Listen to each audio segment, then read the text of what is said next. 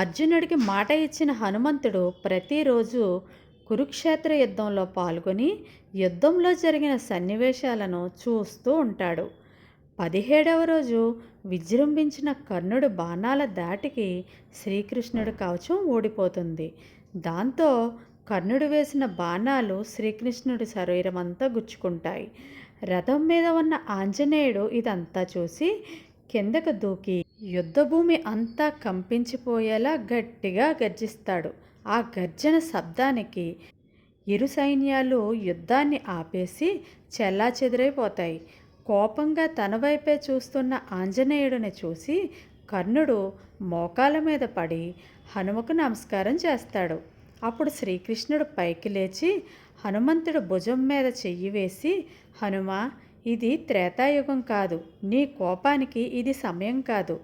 ఇంకొంతసేపు కర్ణుడిని అలా చూస్తే నీ చూపుకే కర్ణుడు చనిపోతాడు. తిరిగి రథంపైకి వెళ్ళి కూర్చో అని చెబుతాడు కృష్ణుడు.